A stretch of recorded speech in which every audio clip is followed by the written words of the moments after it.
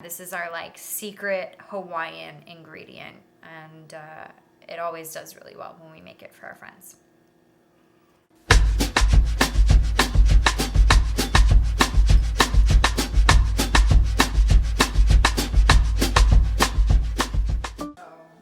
Ready? So you want to pour in all of the flour. I started with 3.5 cups. You'll probably need more eventually, but we'll just start with that for now. 2 teaspoons of salt, the sugar, and then instant dry yeast. So whisk that all together.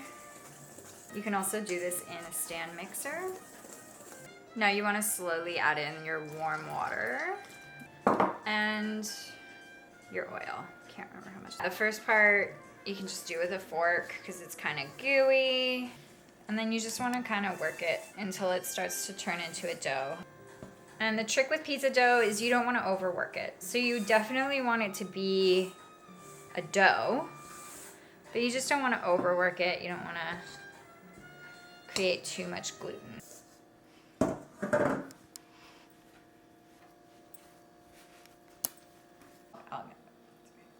We definitely want a little more flour because it's just feeling a bit gooey. So you just want to add some oil, about 2 teaspoons.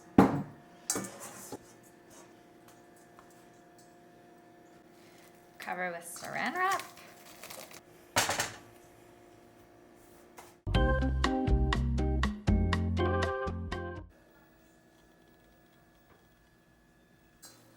So just beat the air out and then do the same thing. Just fold it so it's got a nice and smooth outside and nothing dries out. You just want to let it rise for like another 10 minutes. And now I'm going to put it in the fridge. It can be in the fridge for like 48 hours. I'm just going to put it in until tonight, and that will make it like super tasty. So the longer you can leave it in the fridge, the tastier it will get.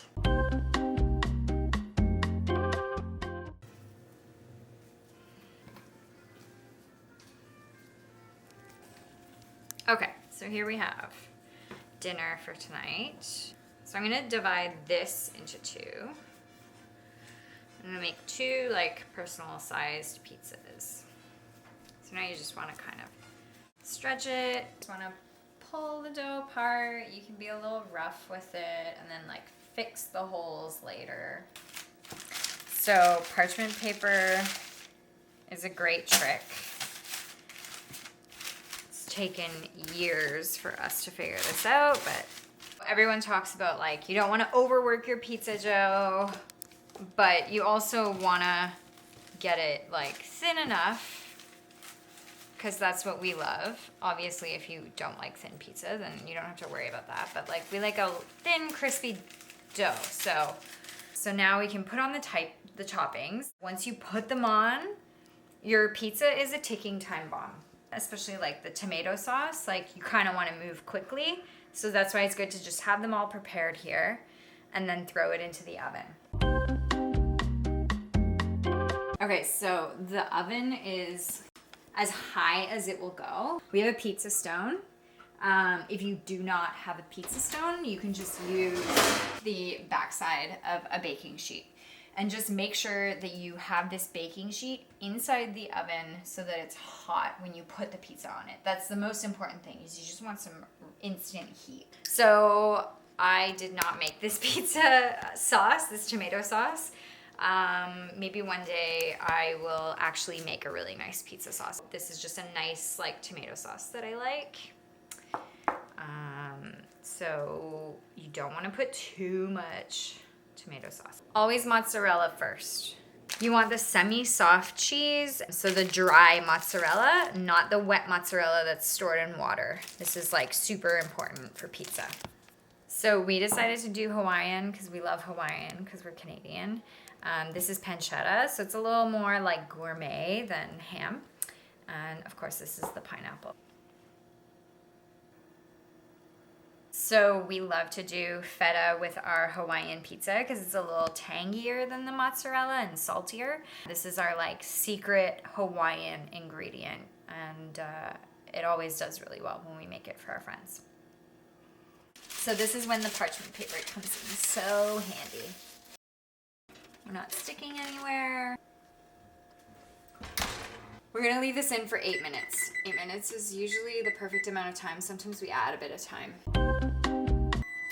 So it's been 8 minutes. And just gonna show you guys, like under here, we want more color. It's too pale. So we'll give that like another 2, maybe even 3 minutes. So again, parchment paper to the rescue. So easy.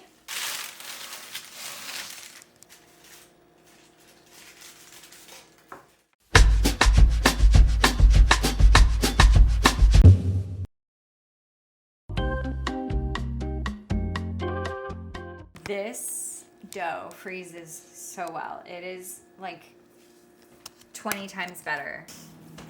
Bye. Good night.